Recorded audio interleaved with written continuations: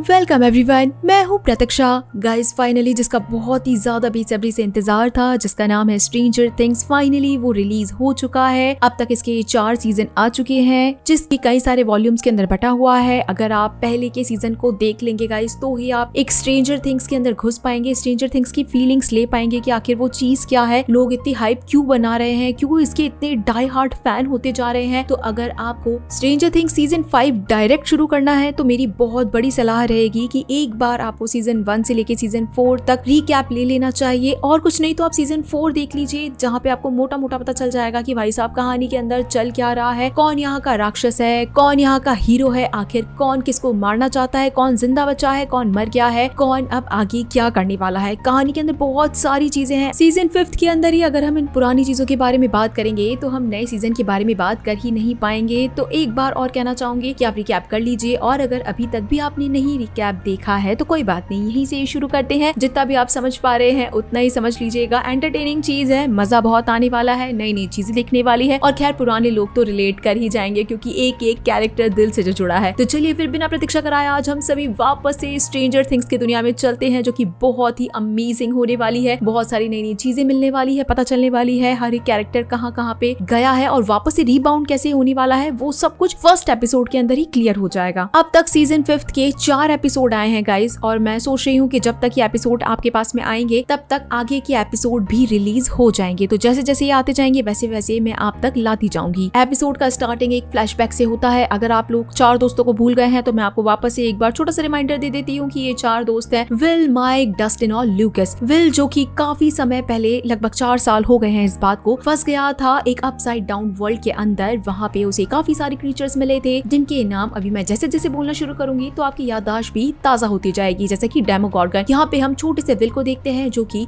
Upside down world, जिसका मतलब है एक पैरेलल दुनिया, जो कि हमारी दुनिया के साथ में ही चलती है। वहाँ पे विल फंसा हुआ है, उसके ऊपर डेमोगॉर्गन अटैक कर देता है। विल बचने की बहुत कोशिश करता है, लेकिन वो नहीं बच पाता है। डेमोगॉर्गन से वो बार बार में भागने की कोशिश कर रहा था। यहाँ पे हुई भाग दौड़ के अंदर विल नीचे गिर चुका था। डेमोगॉर्गन विल को उठाता है और उसे हॉकिंस, ये पूरी कहानी गाइस हॉकिंस के अंदर चल रही है, तो उसे हॉकिंस की लाइब्रेरी के अंदर ले आया जाता है, और किसी को दिया नहीं जाता है, मारा नहीं जाता है, बल्कि वेक्ना के सामने ले आया जाता है। अब गाइस वेक्ना है इस पूरी सीरीज, पूरी कहानी का मेन विलन, जिसके इर्द गिर्द ही सारी कहानी घूम रही है। अब यहाँ पे गाइस वेक्ना के पास हमेशा से ही एक खुद की एक अलग दुनिया है। ये जो हम अपसाइड डाउन वर्ल्ड की बात कर रहे हैं, उसके ऊपर वेक्ना रूल करता है। तो यहाँ पे उसकी न जाने बहुत सारी रूट्स है, जो कि उसी से जुड़ी हुई है। हम यहाँ पे विल को देखते हैं, जिसे यहाँ पे टंगा दिया गया था, और उसके मुंह के अंदर एक ऐसे रूट का हिस्सा दिया गया जो कि वेक्ना से जुड़ा हुआ है। वेक्ना उसके अंदर अब खुद की पावर्स, खुद की मेमोरीज, खुद के बहुत सारे सेल्स ट्रांसफॉर्म कर देता है। अब यही वो चीज थी जहाँ से विल को वेक्ना से जोड़ दिया गया था।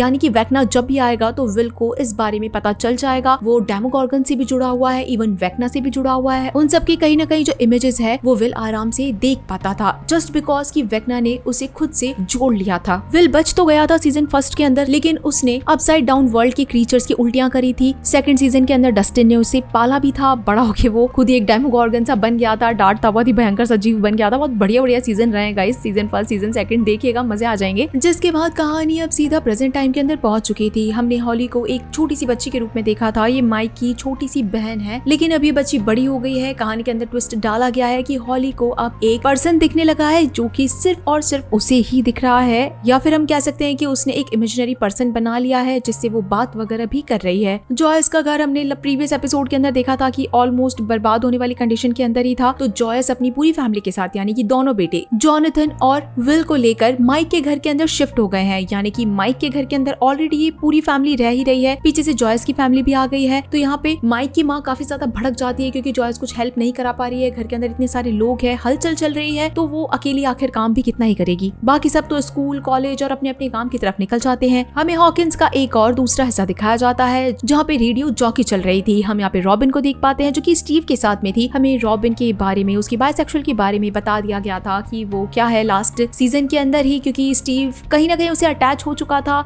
लेकिन ये दोनों बहुत अच्छे फ्रेंड्स भी बता दिए गए थे। लेकिन अभी इन दोनों के पास में कोई भी जॉब नहीं है, दोनों एक नंबर के फालतू हैं, इसीलिए रेडियो जॉकी पे काम कर रहे हैं। हॉकिंस के बारे में बता रहे हैं कि कैसे पूरा हॉकिंस जो है लॉकडाउन के अंदर जा चुका है, लोग बाहर नहीं निकल सकते हैं। रॉबिन के थ्रू हमको ये भी पता चलता है कि जो बहुत बड़ा क्योस मचा था, यानी कि लास्ट सीजन के अंदर हमने देखा था कि वेक्ना के चक्कर में पूरा हॉकिंस शहर बड़े बड़े दरारों के अंदर बढ़ चुका था, बहुत बड़ी बड़ी सी ब्लड लाइन खिंच चुकी थी, अपसाइड डाउन वर्ल्ड बाहर आ चुका था। लेकिन कैसे तैसे करके गवर्नमेंट ने उसे कवर कर दिया है, पैक कर दिया है, स्टील की प्लेट्स बिछा दी है। तो हॉकिंस अभी तो नॉर्मलाइज है। आर्मी पूरी तरीके से नजर रख रही है, जहाँ जहाँ पे भी अप्स एंड डाउन वर्ल्ड के दरवाजे खुले हैं उनके बाहर आर्मी पूरी तरीके से तैनात है। लोगों को अंदर रहने की सलाह दी गई है। हॉकिंस की लाइब्रेरी, जो कि एक तरीके से मेन अड्डा है इन सारी प्रॉब्लम्स या फिर इन सारी चीजों की जड़ों का, उसे ही अब आर्मी ने अपना बेस कैंप बना लिया है। उसके दरवाजे पे बहुत सारी आर्मी लगी हुई है कि अगर किसी भी तरीके के डेमोगॉर्गन या और कोई भी अप्स एंड डाउन वर्ल्ड से क्रीचर बाहर आए तो उन्हें मारा जा सकता है। लोगों के पास नहीं भेजेंगे उन्हें, लोगों से उन्हें बचा लिया जाएगा। यहाँ हम रॉबिन और स्टीव को वापस से देखते हैं। रॉबिन अपना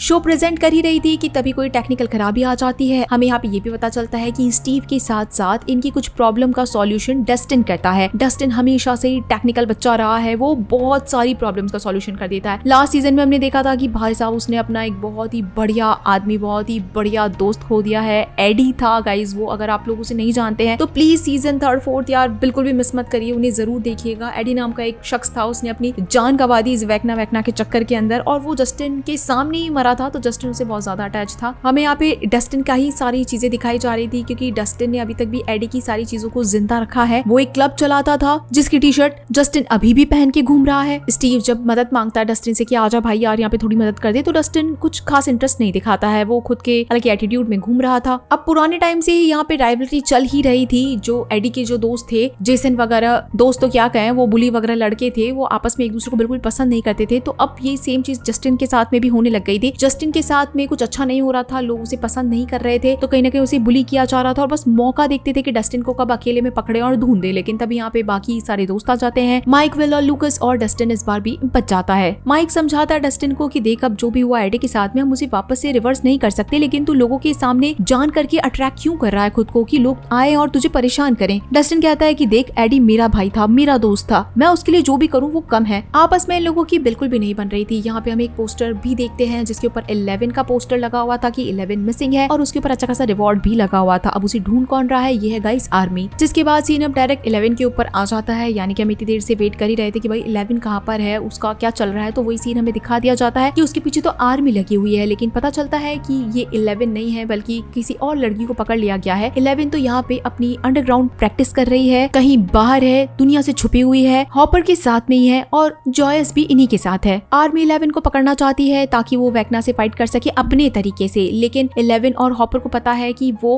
11 का इस्तेमाल सही तरीके से नहीं करेंगे, बल्कि अपने इशारों पे उसे नचाएंगे, या फिर कह सकते हैं कि उसके ऊपर एक्सपेरिमेंट भी करे जा सकते हैं, क्योंकि डॉक्टर के एक्सपेरिमेंट करे हुए बच्चों में से 11 ही बची थी। हम मरी को कैसे भूल सकते हैं, क्योंकि अगला सीन गाइस मरी का ही है। मरी के भी बहुत अच्छे खासे रोल दिए गए हैं स्ट्रेंजर थिंग्स के अंदर। तो सीजन 4 से उसे एड ऑन कर लिया गया था। अभी भी वो बंदा जिंदा है और बाकी सब लोगों के लिए अच्छे खासे बम, गोला, बारूद और जितनी भी चोरी कर सकता था वो सामान चोरी कर के लिए लेकर आता है। हमें यहाँ पे पता चलता है कि मरी जो गिफ्ट्स वगैरह लेकर आया था तो वो बाकी सब लोगों के लिए भी लाया था, क्योंकि यहाँ पे सिर्फ और सिर्फ स्टीव और रॉबिन नहीं है बल्कि नैन्सी और जॉनथन भी आ गए थे। ये सब लोग मिल के एक प्रोजेक्ट के ऊपर काम कर रहे हैं। अगर हम यहाँ पे ध्यान से देखें तो अलग अलग तरीके की टीम बन गई है। ये चारों यहाँ पर एक साथ है। डस्टिन ने जब इनकी मदद नहीं करी थी तो अब इन्हें खुद ही अपने टेक्निकल एरर को ठीक करना था। मैनुअल के अंदर पढ़ने पे नहीं पता चलता है कि बड़े से टावर पे नहीं चढ़ना पड़ेगा और वहाँ पे मैनुअली उसे करेक्ट करना पड़ेगा। स्टीव और जॉनथन जो कि हमेशा से नैन्सी के पीछे पड़े हुए थे, यानी कि पहले तो स्टीव बॉयफ्रेंड था ही, लेकिन बीच में जॉनथन आया, नैन्सी ने फिर किसी को भी नहीं चाहा, तो ये सब कहानी चल ही रही है। तो अभी नैन्सी को इम्प्रेस करने के लिए दोनों ही टावर पे भागने लगते हैं कि कौन आखिर नैन्सी को इम्प्रेस करेगा। मरिया जो सामान लेकर आया था वो नीचे नैन्सी और रॉबिन को ट्रांसफर करता है। साथ ही वो इन लोगों को ये भी इन्फॉर्म करता है कि आर्मी वाले जल्द ही गेट ओपन करने वाले हैं। अब गाइज यहाँ पे हमें एक चीज पता चलती है कि आर्मी वालों ने भी अपसाइड डाउन वर्ल्ड के अंदर खुद का एक बेस कैंप बना रखा है, जहाँ पे वो टाइम टू टाइम अंदर जाते हैं, जिसे क्रॉलिंग करना कहते हैं। तो ये भी वही करते हैं कि अगर इन्हें वैकना मिल जाए तो ये उसे मार देंगे, लेकिन इनमें से सारे लोग अंदर नहीं जाते बल्कि लिमिटेड ही अंदर जाते हैं, जैसे कि ओनली एंड ओनली हॉपर। तो अंदर भेजने के लिए उसे बहुत सारी लोगों की हेल्प लगती है, यही सारे लोगों की। डस्टिन अब कहीं ना कहीं उन लड़कों से बदला लेना चाहता था, तो वो साइंस लैब के अंदर जाता है, वहाँ से एक सांप को उठा लाता है और उसके बाद में जिन लड़कों ने उसे परेशान किया था उनके लॉकर में जाके छोड़ देता है। अब ये लड़के जब लॉकर ओपन करते हैं और उसमें से सांप निकलता है तो उनकी इंसल्ट हो जाती है, गिर जाते हैं। तो जिसके बाद तो ये डस्टिन को बिल्कुल भी अकेला नहीं छोड़ते हैं, मतलब एकदम पागल हो गए थे डस्टिन को मारने के लिए। रॉबिन के पास में कुछ कोऑर्डिनेट्स आ गए थे जो कि वो सबको पहुंचाने के लिए फोन के जरिए तो बता नहीं सकती थी, क्योंकि बहुत पुराना टाइम चल रहा है 1987 का। तो वो सबको कोड के जरिए अपनी इन्फॉर्मेशन दे रही थी कि आर्मी वाले कब दरवाजा खोलेंगे खोलेंगे, कितनी बजे खोलेंगे और वहाँ पे कैसे कैसे जाना है। तो हॉपर और जॉयस एक जगह बैठे थे और ये चारों लड़के एक जगह बैठे थे। रॉबिन इनको आराम से कोऑर्डिनेट्स भेजती जा रही थी, ये लिखते भी जा रहे थे। सभी अपनी प्लानिंग स्टार्ट कर देते हैं। जैसे ही आर्मी के ट्रक अपसाइड डाउन वर्ल्ड के अंदर जाएंगे, हॉकिंस भी इन्हीं ट्रक वालों के साथ में जाएगा। कुछ लोगों को आर्मी वालों का बस ध्यान भटकाना है और कुछ भी करके हॉपर को अंदर जाना है। साथ ही में हॉपर को डिटेक्ट करते हुए कुछ लोग ऊपर रहेंगे जो कि हर वक्त हॉपर के ऊपर नजर रखेंगे ताकि हॉपर अपसाइड डाउन वर्ल्ड के अंदर कहीं गुम ना हो जाए। हॉपर जाने की पूरी तैयारी में था और इस बार 11 उसे कहती है कि उसने बहुत अच्छा परफॉर्म किया है, उसके सेकंड्स बहुत अच्छी तरीके से मैच कर रहे हैं, उसे भी वो अपने साथ ले जाए। लेकिन हॉपर मना कर देता है, ये कहते हुए कि जब तक तुम ज्यादा परफेक्ट नहीं हो जाती हो और मेरे कहने का वेट करना पड़ेगा तुम्हें, मैं जब तक नहीं कहूंगा तब तक तुम नहीं चल सकती हो। 11 को नीचे जाने से इसलिए रोका जा रहा था क्योंकि अपसाइड डाउन वर्ल्ड के अंदर भी आर्मी बहुत जोरों शोरों से 11 को ढूंढ रही है। बाय चांस अगर 11 यहाँ नहीं मिलती है और अपसाइड डाउन वर्ल्ड के अंदर मिल जाती है तो भी वो बुरी तरीके से फंस जाएगी और उस वक्त हॉपर अकेला उसकी जान भी नहीं बचा पाएगा। अभी तक तो एक बहुत बड़ा सा अजम्पशन ही चल रहा है कि वेक्ना जिंदा बचा है या वो ऑलमोस्ट मर गया है, क्योंकि लास्ट सीजन के अंदर कहीं ना कहीं नैन्सी और जॉनथन ने मिलके वेक्ना को मारा तो था, उसे जलाया तो था, लेकिन फिर भी एक बहुत बड़ी दरार आई थी सीजन के लास्ट में। तो कहीं ना कहीं अभी भी हालात बने हुए हैं कि वेक्ना मरा नहीं है, पूरी तरीके से वैनिश नहीं हुआ है। उसके होने के आसार विल को हमेशा पता चल जाते हैं, इस बार तो विल को भी कुछ नहीं पता चल रहा है। जहाँ ये चारों लड़के एक साथ में खड़े थे तभी विल को एक थोड़ा सा इंस्टिंक्ट आता है और उसे चक्कर आने लगते हैं। ऐसा लग रहा था कि उसे किसी के विजन्स आ रहे हैं। वो ऑलमोस्ट गिरने वाला था कि तभी उसके दोस्त उसे पकड़ लेते हैं। वो समझा भी नहीं पाता कि आखिर उसे चक्कर क्यों आए हैं, क्योंकि आज से पहले उसे इस तरीके के चक्कर कभी नहीं आए। जिसके बाद हमें स्कूल का सीन दिखाया जाता है। हॉली यहाँ पे बाकी बच्चों के साथ जाती जाती एकदम से मुड़ जाती है और किसी से बात करने के लिए रुक जाती है। हॉली अपने अकॉर्डिंग किसी से बात कर रही थी, लेकिन जब उसकी टीचर देखती है कि हॉली बस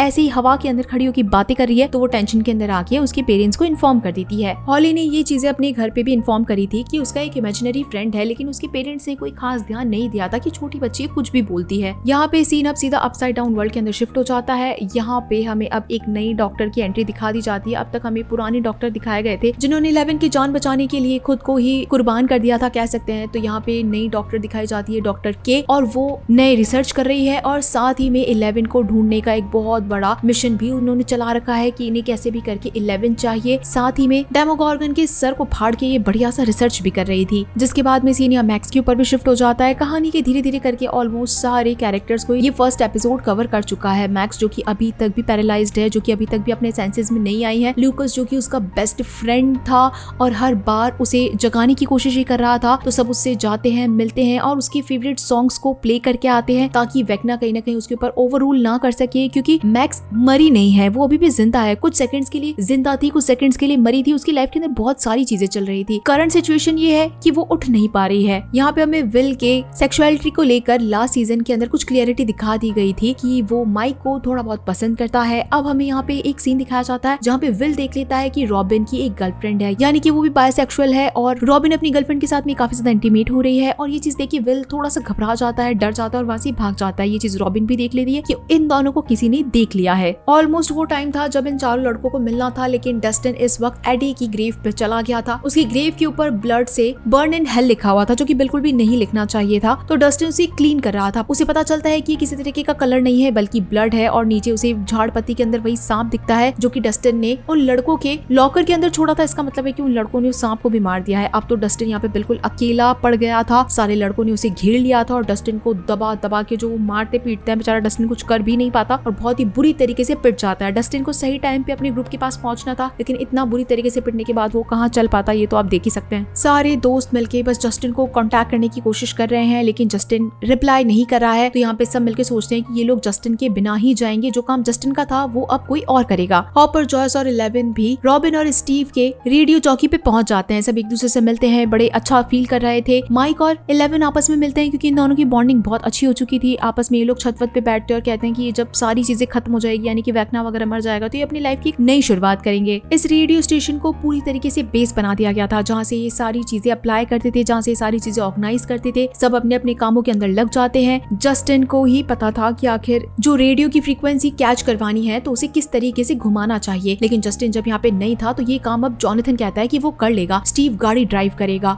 इन दोनों के बीच में बिल्कुल भी नहीं बनती है, लेकिन फिर भी इन दोनों को एक ही साथ में एक ही ट्रक के अंदर जाना पड़ता है। माइक और लूकस सीधा आर्मी के बेस कैंप तक चले जाते हैं ताकि वो पता लगा सके कि वो बेस कैंप की जो गाड़ी है कब निकलने वाली है और हॉपर को उनका पीछा कब करना है। अपसाइड डाउन वर्ल्ड के अंदर जाने से पहले इतनी सारी जो जाल जंजाल है इन सबको जलाया जाता है, तब जाके गाड़ियां अंदर घुसती है। इसका इसका एक परमानेंट टाइम होता है। तो ये सारी जो चीजें हैं स्टार्ट कर दी जाती है। पूरे अपसाइड डाउन वर्ल्ड के दरवाजे को जलाया जाता है, गाड़ियों को अंदर भेजा जाना था। हॉपर अंदर घुसने ही वाला था, लेकिन अभी तक भी आर्मी मेंबर यहाँ से हटे नहीं थे। कैसे तैसे करके आखिर के अंदर हॉपर भी अंदर चला ही जाता है, एक गाड़ी के अंदर बैठ के छुप के। कुछ देर तक तो गाड़ियां नॉर्मल ही चल रही थी, लेकिन तभी ऐसा लगता है कि जैसे किसी ने इनके ऊपर अटैक कर दिया है। काफी टाइम से डेमोगॉर्गन्स वगैरह ने भी अटैक नहीं किया था, लेकिन अभी हॉपर अपनी आंखों के सामने देख रहा था कि कैसे एक डेमोगॉर्गन भागता हुआ आता है और उसी की वैन के ड्राइवर को भी मार देता है। हॉपर कैसे तैसे करके खुद की जान बचाता है और भागने की कोशिश करता है। असली दुनिया के अंदर स्टीव और जॉनथन दोनों मिलके बस हॉपर से कांटेक्ट बनाए रखते हैं। अब तक जहाँ पे विल किसी भी चीज के ऊपर रिएक्ट नहीं कर रहा था, तभी यहाँ पे विल ऐसा लगता है कि डेमोगॉर्गन के दिमाग से कनेक्ट हो गया है। वो सारी चीजों को देख पा रहा था, चक्कर खा के नीचे गिर जाता है। सब उसे संभालने लग जाते हैं। विल को पता चलता है क्योंकि वो डेमोगॉर्गन के साथ में अटैच है, तो वो नैन्सी के घर के बाहर खड़ा है, यानी कि अपसाइड डाउन वर्ल्ड के अंदर। प्रेजेंट वर्ल्ड के अंदर विल को समझ में आ गया था कि नैन्सी के घर की तरफ इन लोगों को भागना पड़ेगा। लास्ट सीजन के अंदर हमें दिखाया गया था कि नैन्सी के साथ में जब वैगना उसके आसपास था, उसे कनेक्ट हुआ था, तो उसे एक बहुत ही भयंकर वाली मेमोरी दिखाई दी कि कैसे हॉकिंस पूरी तरीके से जल गया है, बर्बाद हो गया और उसकी पूरी फैमिली भी मर गई है। तो कहीं ना कहीं अभी वही सीन वापस होने वाला है। रेडियो स्टेशन के अंदर जितने भी जने थे सारे के सारे नैन्सी के घर की तरफ जाने लगते हैं। जॉयस अपने बेटे विल को भी संभालती है कि होश के अंदर आओ, आखिर तुमने क्या देखा, तुम्हें क्या महसूस हुआ। सीन नैन्सी के घर की तरफ शिफ्ट हो जाता है, जहाँ पे माइक की मॉम वैसे ही बहुत ज्यादा परेशान सी चल रही है, तो वो अकेली बैठ के मस्त अपना ड्रिंक वगैरह ले रही थी। सीन हॉली के रूम के ऊपर शिफ्ट हो जाता है, जहाँ पे लाइट्स वगैरह फ्लिकर करने लग जाती है। जब भी कोई डेमोगॉर्गन आता है तो हमेशा से यही होता है कि लाइट्स वगैरह फ्लिकर करने लग जाती है, तो अभी हॉली के कमरे में भी यही हो रहा है। और तभी यहाँ पे हॉली के रूम की जो छत है वो एकदम से फटती है, वहां से अपसाइड डाउन वर्ल्ड खुलता है और एक डेमोगॉर्गन उसके अंदर एंटर कर जाता है। और इसी के साथ में गाइस ये एपिसोड यहीं पे खत्म हो जाता है, बहुत सारे सस्पेंस के साथ में कि आखिर हॉली के रूम के अंदर क्यों घुसा, डेमोगॉर्गन्स वापस कैसे आ गए, ये सारे लोग वैगना से कैसे फाइट करने वाले हैं। काफी सारी चीजें हैं जो कि हमें आगे आने वाले एपिसोड्स के अंदर क्लियर होती जाएगी। तो चलिए फिर मिलते हैं आप सभी लोगों से अगले एपिसोड में, तब तक के लिए टाटा।